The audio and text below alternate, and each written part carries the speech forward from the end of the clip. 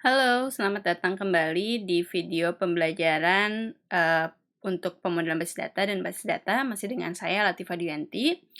Video kali ini merupakan lanjutan dari video sebelumnya terkait Introduction to Database. Nah, yang membedakan itu adalah referensi untuk segmen kita kali ini itu adalah bukunya Silberstadt, yaitu Database System Concept di 7 edition. Jadi semua gambar itu disadur dari buku tersebut.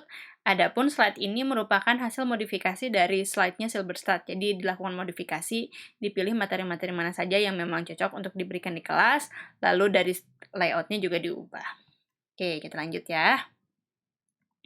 Nah, jadi setelah sebelumnya kita tahu apa saja sih arti dari terms yang ada di base data. Kita belajar apa itu data, apa itu informasi, apa itu database, dan lain-lain. Ternyata data ini sendiri juga dia punya yang namanya level of abstraction. Masih ingat kalau abstraksi itu apa ya? Mungkin kalau yang ingat di kuliah PTI apa Daspro ya, saya lupa. Salah satu itu pernah salah satu dari computational thinking itu kita melakukan proses abstraction ya kalau nggak salah ya. Jadi kita hanya menampilkan hal-hal yang esensial gitu. Nah, ini maksudnya juga data juga kita bisa melakukan abstraksi itu di beberapa level. Yang pertama adalah physical level. Jadi kita hanya memperlihatkan bagaimana data itu disimpan secara fisikalnya. Jadi ini di file organization-nya seperti apa? Misalnya, apakah kita akan simpan data tersebut fixed length, atau apakah dia bentuknya variable length, apakah disimpan dalam bentuk hashing, ataukah B-tree, dan lain-lain. Ini di physical level-nya. Lalu juga, dia juga bisa ditampilkan dalam levelnya adalah logical level. Jadi, di describe-nya hanya datanya itu disimpan secara logikalnya seperti apa sih, hubungan keterkaitannya dengan satu data dengan data lain seperti apa. Nah, ini gunanya untuk DBA. Jadi, kalau DBA ini kan dia fungsinya untuk mendefinisikan skema ya. Jadi, dia melihat tabel apa yang harus disimpan, lalu tabel keterhubungan antara tabel-tabel tersebut seperti apa. Jadi, misalnya kalau kita bicara database university gitu, di database university itu ada tabel apa saja yang harus kita simpan, atau data apa aja saja yang harus disimpan. Berarti ada data mahasiswa, ada data mata kuliah, kalau waktu itu saya pernah contohkan ya. Lalu nanti ternyata ada hubungan antara mahasiswa dan mata kuliah, nah itu adalah relationship. Nah, itu yang ada di level logical levelnya. Lalu, yang terakhir adalah view level. Ini adalah tampilan untuk pengguna akhirnya. Jadi untuk kita, misalnya pengguna akhir. Misalnya kalau kita bicara tentang tadi database university, untuk end user-nya, view level-nya adalah tampilan si X yang kita tampilkan itu. Nah, yang kita lihat. Lalu di situ juga kita bisa mengatur terkait siapa yang bisa mengakses data apa. Misalnya data IP itu hanya bisa dilihat oleh mahasiswanya masing-masing. Kalian nggak bisa kan ngelihat IP teman kalian, kecuali sama teman kalian diperlihatkan gitu ya. Nah, jadi itu adalah diaturnya di view level. Kita hanya bisa melihat data-data apa saja itu dibuat. Kita bisa melihat data IP kita sendiri, tapi nggak bisa melihat data IP orang lain. Lalu dibuat juga view level untuk dosen wali. Kalau dosen wali dia bisa melihat data-data IP untuk anak-anak walinya gitu. Lalu dibuat juga view level untuk dekanat misalnya. Kalau dekanat dia bisa melihat nilai IP dari anak-anak di satu fakultas tersebut, itu bisa dilihat. Lalu juga bisa lihat view level dari rektor misalnya ya. Itu dia bisa melihat nilai IP seluruh mahasiswa yang ada di ITB, misalnya seperti itu. Jadi view levelnya beda. Ini kalau digambarkan seperti ini ya, ini jadi adalah view data dari ANSI and Spark Architecture, dia membaginya view levelnya seperti ini ya. Jadi ada physical level, dia menjelaskan bagaimana datanya itu tersimpan memang di file organization seperti apa, apakah dia hashing, tadi misalnya dia B-tree, dan lain-lain. Lalu logical level, nah ini bagaimana data itu saling terhubung satu sama lain secara logical, dan sebenarnya tabel-tabel apa saja yang ada pada database tersebut ya. Nanti ini terkait dengan skema juga, ini di logical levelnya. Lalu yang terakhir adalah view level. Ini adalah yang dilihat oleh user, oleh penggunanya. Nah, view level ini bisa dibuat sesuai dengan misalnya jumlah pengguna atau jumlah view yang bisa kita buat. Tadi contohnya misalnya kita buat view 1 untuk mahasiswa itu sendiri, dia hanya bisa melihat IP-nya sendiri. Lalu membuat view 2. View 2 ini untuk dosen wali, di mana dia bisa melihat IP dari semua anak walinya. Lalu kita buat view 3. View 3 ini tadi yang contohnya adalah untuk dekanat ya. Dekanat ini bisa melihat IP dari anak-anak di satu fakultas tersebut gitu. Jadi ada 3 level ini. Ini secara fisikalnya, ini secara logikalnya, ini bagaimana kita melihatnya untuk end user. Oke. Nah, kenapa sih harus dibuat menjadi 3 level itu? Itu memungkinkan adanya physical data independence. Maksudnya seperti apa? Jadi ini memungkinkan jika ada perubahan pada salah satu level ini, salah satunya di sini berubah, di sini berubah, di sini berubah, itu tidak mempengaruhi antara satu sama lain. Jadi, independence. Maksudnya misalnya seperti apa? Misalnya ada data mahasiswa. Data mahasiswa itu awalnya disimpan di record nomor 7 misalnya. Tapi karena terjadi ada maintenance, ada perubahan macam-macam, akhirnya digeser nih di record nomor 9 misalnya. Asalnya 7 ke 9 data mahasiswanya itu. Nah, tapi secara logikalnya dia akan tetap sama mengambil data mahasiswa. Dimanapun itu berada, pokoknya dia akan mengambil data mahasiswa di record berapapun, gitu. Di view levelnya juga dia akan tetap sama, dia akan tetap menampilkan data yang sama. Misalnya, record nomor 7 itu adalah mahasiswa dengan nama Jonathan Christie, maka di sini dia tetap akan menampilkan data Jonathan Christie 23 tahun tinggal di Jakarta Utara misalnya. Tidak akan merubah datanya.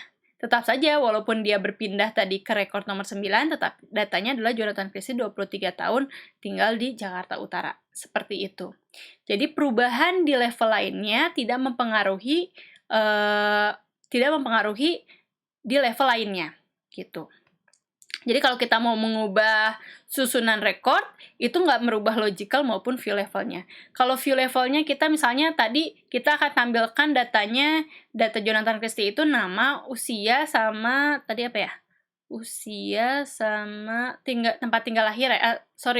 Tempat tinggal gitu. Terus kita misalnya mau nambah lagi tempat tanggal lahirnya mau dicantumkan juga. Nah, itu bisa kita tampilkan di view level tambah satu lagi atribut yaitu tempat tanggal lahir. Tapi tidak mempengaruhi logical maupun fisikal kan. Logikalnya tetap sama, data mahasiswa seperti itu. Dan fisikalnya juga tetap sama, disimpan di record nomor berapa. Misalnya seperti itu. Nah, itu namanya adalah physical data independence. Jadi kemampuan untuk memodifikasi misalnya physical schema tanpa mengubah logical skemanya. Oke, ini ya. Jadi, memungkinkan perubahan di satu level komponen tidak mempengaruhi perubahan di level lainnya. Not seriously influence others. Ini namanya physical data independence. Oke. Lanjut.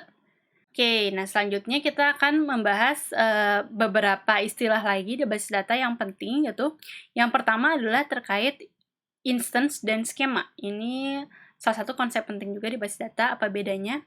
Skema itu adalah struktur dari basis data itu sendiri. Bisa dalam bentuk logical. Logicalnya misalnya ada tabel apa saja yang disimpan pada database tersebut dan bagaimana keterhubungan antara tabel-tabel tersebut. Ada juga yang physical skemanya. Jadi, apakah disimpan secara hashing, disimpan secara B-tree, lalu ada apakah fixed length, dan lain-lain. Nah, untuk di perkuliahan pemodelan basis data ini, kita akan berfokus pada si logical skemanya saja, gitu. Jadi, kita belajar bagaimana memodelkan data, menggunakan data model seperti apa, lalu kita translasikan, diimplementasikan seperti apa. Oke, nah sedangkan instance ini adalah actual content pada database tersebut pada suatu waktu. Jadi kalau kalian ibaratkan rumah, bangunan rumah kalian itu adalah skemanya. Jadi skema rumah kalian, misalnya di rumah kalian ada 2 kamar tidur, ada 1 kamar mandi, 1 dapur, sama 1 ruang tamu. Nah, itu skema. Instance-nya itu berarti adalah isinya. Misalnya pada saat ini di rumah kalian sedang ada kamu, ibu kamu di dapur, kamu di kamar mandi, kamu di kamar mandi, misalnya ibu kamu di dapur, maka instance-nya itu adalah ada kamu dan ada ibu kamu. Lalu 10 menit kemudian ayah kalian datang nih ke kamar, ke ruang tamu misalnya. Nah, maka instance-nya saat ini adalah ayah kalian, ibu kalian, dan kalian. Jadi actual kontennya instance itu, nilainya seperti apa, value-nya seperti apa. Nah, perbedaan utama adalah kalau skema itu dia relatif jarang berubah. Iya kan? Kalian nggak mungkin kan rumah itu dibongkar 10 menit sekali gitu. Saya pengen ganti denahnya nih, kamar tidurnya diubah jadi 3 biji deh, nggak jadi 2 biji. 2 biji lagi, kan itu dilakukan tidak secara instan ya, nggak mungkin 10 menit tiba-tiba berubah. Rumahnya dari 2 jadi 3 kamar tidur gitu ya, kecuali mungkin kalian punya Doraemon gitu ya. Sedangkan instan itu bisa berubah dengan cepat. Ya, jadi bisa berubah dengan cepat gitu. Menit ke-1 isinya cuma ada kalian dan ibu kalian. Terus menit kedua ya kalian pulang, maka instance-nya akan jadi 2. Data juga seperti itu. Dia punya skemanya, dia punya bentukannya seperti apa, ada lokus-lokusnya, lalu nanti datanya itu bisa bertambah seiring waktu. Misalnya kita punya tabel mahasiswa ini isinya awalnya ada 10 buah, 10 orang mahasiswa berarti ya. Lalu tiba-tiba satu mengundurkan diri nih, maka dia berubah datanya menjadi 9 mahasiswa. Instance-nya jadi dari 10 menjadi 9. Ini kalau kalian bayangkan itu misalnya ada tipe dan variabel, yaitu jadi kalian misalnya punya I itu adalah integer. I integer itu sudah didefinisikan di atas kan, misalnya kalau di bahasa pemrograman. Itu adalah skemanya. Di bawahnya itu bisa berubah seiring waktu, tapi dia tetap harus integer, karena udah ditentukan nih. Maka I ini bisa di program utama bisa berubah, bisa jadi 3, dikurang 1 jadi 2, bisa dikurang 1 lagi jadi 1, sampai akhirnya nanti jadi 0 misalnya.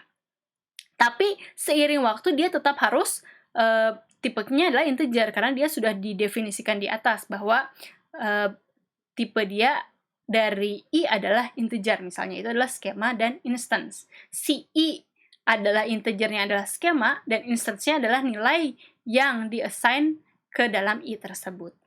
Oke, itu instance dan skema. Jangan sampai salah ya. Kalau salah, ulangi lagi nonton yang ini. Oke, selanjutnya, nah, di database ini ada 2 bahasa yang digunakan. Pertama adalah namanya Data Definition Language. Yang kedua adalah Data Manipulation Language atau DML. Jadi satu namanya DDL, satu DML. Ini apa? Yang pertama dulu ya, itu adalah Data Definition Language. Dia adalah bahasa atau notasi yang digunakan untuk mendefinisikan skema database. Nah, ini contohnya misalnya kita akan membuat tabel namanya instruktur. Jadi kita menggunakan notasinya adalah create table. Jadi buat tabel instruktur. Tabel instruktur itu memiliki beberapa atribut. Di sini ada ID, name, departemen name, dan salary. Ini namanya atribut. Setiap atribut punya tipenya masing-masing. ID ini harus char, panjangnya 5. Lalu name ini varchar, var itu variabel. Jadi karakter tapi boleh jumlahnya bervariasi, tapi maksimalnya 20. Kalau char ini dia harus panjangnya sekian. Jadi kalau ID char 5 artinya karakternya harus 5 nih ID ini. Kalau name ini varchar, jadi di variabel char. Dia boleh berapapun tapi maksimalnya adalah 20. Di sini ada varchar 20. Seperti itu ya. Nah, ini adalah DDL, Data Definition Language. Create table, lalu ada alter table, ada drop table, ada remove table, seperti itu. Jadi intinya dia yang mendefinisikan skemanya. Gitu ya. Itu DDL. Oke, nah DDL ini nanti akan menggenerate template. Jadinya adalah metadata. Masih ingat metadata? Metadata data yang mendefinisikan data. Nah, itu kan contohnya ada dia menentukan atribut itu, setiap atribut tipenya apa, panjangnya berapa, nilai minimal maksimalnya berapa misalnya. Deskripsinya apa. Nah, itu ada di metadata kan. Metadata itu dibuat menggunakan si DDL ini dan disimpan di data dictionary. Oke? Atau repository. Nah, selanjutnya ada namanya DML. Kalau DML ini adalah bahasa yang digunakan untuk memanipulasikan, maksudnya manipulasi ini adalah melakukan akses terhadap data tersebut dan melakukan update jika dibutuhkan. Jadi dia bisa akses, dia bisa read misalnya, lalu dia bisa juga mengubah, update di insert atau di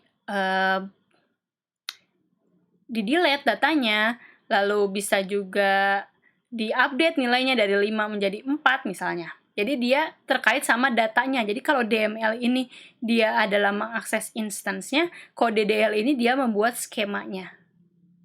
Ya. Nah, si DML ini itu disebut juga query language. Query language, bahasa untuk mengakses data ya. Nanti di query language itu ada dua, namanya ada prosedural, ada namanya deklaratif. Prosedural itu misalnya menggunakan bahasa C, itu prosedural. Ada yang namanya deklaratif, itu yang akan kita pelajari itu menggunakan si SQL misalnya. Bedanya apa sih prosedural sama deklaratif? Bedanya itu adalah kalau prosedural kita menjelaskan bagaimana mencapai data tersebut, how to get those data. Kalau deklaratif enggak.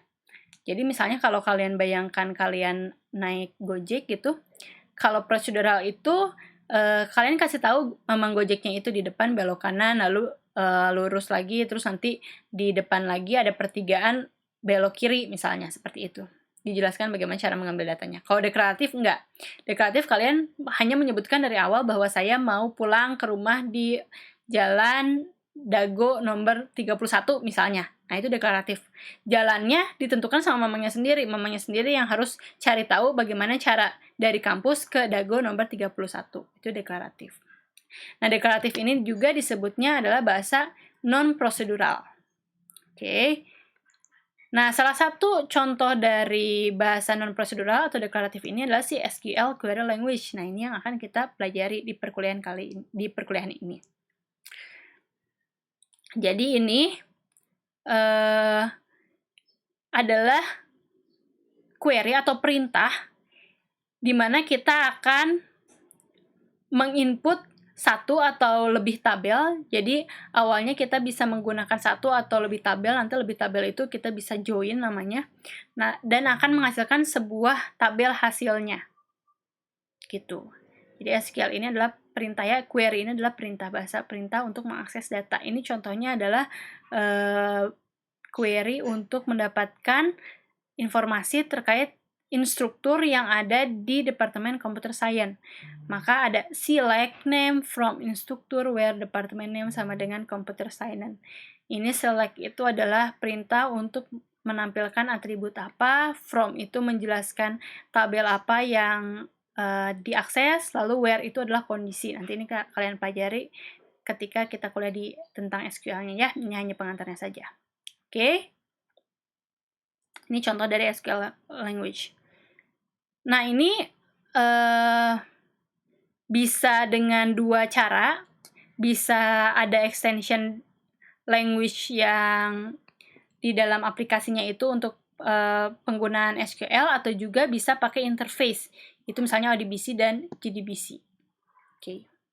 Jadi dibuatnya di bagian interface-nya tersebut, nanti akan ditranslate untuk disampaikan menjadi bahasa non-prosedural ke database. Oke, selanjutnya adalah ketika kita melakukan desain terhadap suatu database, ini adalah dua hal yang harus kita pikirkan.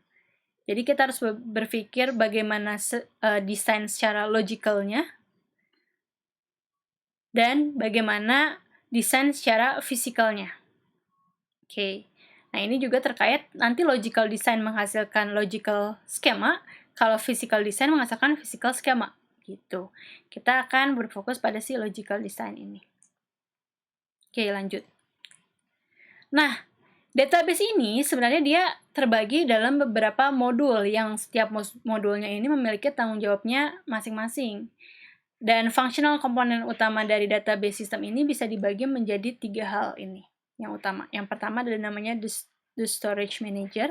Jadi karena database ini kan menyimpan data yang besar ya, banyak gitu. Jadi bukan dia nggak menyimpan data misalnya data list mantan kalian. Nah, itu misalnya nggak usah lah kalian bikin database-nya, itu cukup di otak aja cukup kan gitu ya. Database ini kan datanya banyak, kalian bayangkan saja misalnya ada perusahaan Facebook gitu. Nah, itu coba bayangkan berapa banyak data yang mereka simpan gitu. Maka kita harus membutuhkan si storage manager ini. Storage manager ini, dia ada di sini, dia adalah sebagai interface antara dunia low levelnya, si di storage-nya, penyimpanan data, dengan dunia pengaksesan datanya, si query-nya. Jadi dia yang menengahi antara permintaan dari aplikasi, misalnya dia butuh data ini, dia cariin nih datanya di low levelnya ada atau enggak. Itu adalah storage manager. Jadi dia berfungsi untuk bagaimana cara menyimpan, bagaimana cara mengakses data, dan bagaimana cara mengupdate data yang baik, yang secara efisien. Oke. Lalu selanjutnya ada query processor komponen. Nah, ini adalah komponen kedua. Komponen ini juga nggak kalah pentingnya, dia adalah komponen yang berfungsi untuk mengakses data. Nah, jadi ini ya, si query processor. Jadi ini dia, di atasnya sini sebenarnya adalah gambar aplikasi-aplikasi atau orang-orang yang mengakses data ya. Jadi dia memungkinkan melakukan interpretasi atau melakukan compile terhadap query yang diberikan oleh para pengguna. Ini adalah query processor, jadi dia menangani query-query. Dia ada punya DDL interpreter, jadi dia menginterpretasikan si DDL tadi ya, si create table-nya tadi misalnya. Lalu dia juga punya DML query, dia melakukan compile terhadap query yang diberikan. Oke. Nah, ini untuk lebih dalamnya nanti kita akan pelajari sebenarnya di MBD. Ini karena berfungsi untuk memahami juga bagaimana melakukan tuning, gitu ya. Jadi ini adalah query processor. Dia adalah bagian kedua yang penting juga di database architecture. Lalu ada yang ketiga itu komponennya adalah transaction management komponen. Nah, ini adalah komponen yang berfungsi untuk menangani transaksi-transaksi yang masuk ke dalam database. Kalian bayangkan, transaksi yang masuk ke dalam database itu kan banyak dalam satu waktu. Transaksi itu kayak perintah ya. Nah, tapi yang terdiri dari beberapa operation gitu. Jadi misalnya kita punya transaksi pengiriman uang. Transaksi pengiriman uang itu di dalamnya ada banyak operasi. Pertama ada operasi melihat data orang A misalnya. Lalu nanti uang A itu dikurangi, lalu nanti di-update lagi berarti data A, nanti yang data orang kedua yang ditransfernya itu misalnya data B, harus dilihat uangnya berapa, nanti uang B itu ditambah jadi 50, baru nanti update lagi. Nah, itu jadi operasi-operasinya banyak, tapi sebenarnya adalah satu transaksi transfer uang misalnya. Nah, transaction management ini memungkinkan untuk menangani transaksi-transaksi tersebut, karena mungkin saja transaksi itu lebih dari satu dalam suatu waktu. Kalian bayangkan misalnya ketika kalian Hunger Games di awal perkuliahan, yaitu adalah memilih kuliah mana yang bisa kalian ambil ya, itu biasanya di kuliah-kuliah yang beken. Apa yang beken? Osling mungkin.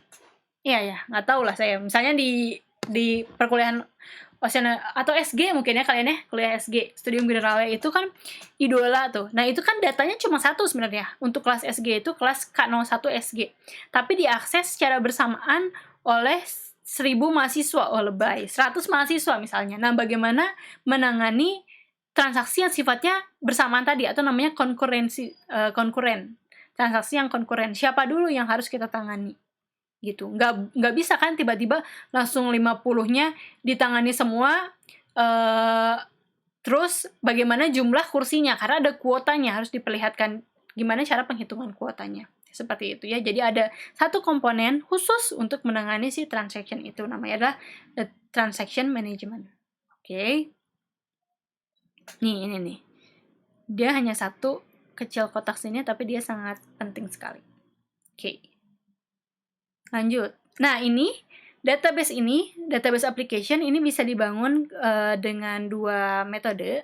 Bisa bentuknya adalah two-tier architecture atau three-tier architecture. Nah, di awal-awal database ini sebenarnya dia menggunakan si two-tier ini. Jadi, datanya ini user mengakses aplikasi dan aplikasi secara langsung akan mengakses database. Kalau sekarang yang lebih banyak digunakan adalah bentuknya three-tier ini karena dia lebih aman. Jadi user, dia mengakses aplikasi, nah aplikasinya itu ada interface-nya dulu untuk ke database. Misalnya interface-nya adalah menggunakan ODBC atau JDBC tadi, gitu. Oke. Nah, terakhir kita akan bicara tentang database user. Jadi, orang-orang yang menggunakan database ini siapa aja sih?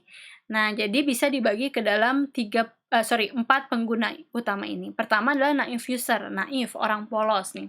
Jadi, dia adalah orang-orang end user-nya yang menggunakan data. Jadi, dia langsung mengakses interface dari application, lalu dia mendapatkan datanya seperti apa. Lalu yang kedua adalah application programmers atau dia programmers yang membuat aplikasi. Nah, dia untuk membuat sebuah aplikasi, dia bisa membuat program untuk mengakses datanya gitu ke dalam database. Yang ketiga adalah sophisticated user. Nah, keren namanya sophisticated. Dia adalah user yang mengakses data bukan melalui program aplikasi, tapi biasanya dengan tools khusus untuk melakukan query. Misalnya adalah tools untuk melakukan analisis, gitu. Oke, jadi ini misalnya contohnya adalah si analis. Yang keempat, itu adalah database administrator. Dia adalah DBA disebutnya. Dia adalah orang yang memiliki kontrol terhadap DBMS tersebut. Jadi dia yang mengelola administration tools, dia satu-satunya yang dapat mengakses DDL ini. Jadi dia yang membuat skemanya itu dia. Oke. Jadi sekian terkait Introduction to Database section kedua ya. Setelah sebelumnya kita sudah di 3 segmen, sekarang segmen terakhir. Bukan terakhir malah ya, segmen bonus di Introduction to Database. Semoga ilmunya bermanfaat dan sampai ketemu di perkuliahan selanjutnya. Dadah!